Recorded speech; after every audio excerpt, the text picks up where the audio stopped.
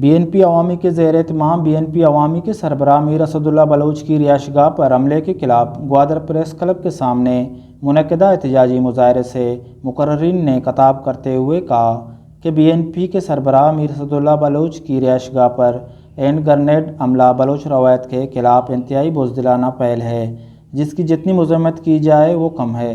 انہوں نے کہا کہ میر اسداللہ بلوچ ایک نڈر، بے باک، بہادر اور بلوچستان کے عوام کے حقوق کی پاسداری میں ایک توانا آواز ہے، جس کی پوری زندگی عوامی جدوجہد سے عبارت ہے۔ انہوں نے کہا کہ چند سازشی عناصر بلوچستان کے عظیم سپوت کو عوامی حقوق کے جدوجہد کے راستے سے ہٹانا چاہتی ہے، جن کی یہ خواہش کبھی پوری نہیں ہوگی۔ انہوں نے کہا کہ میر اسداللہ بلوچ ایک جوہد مسلسل کا نام ہے۔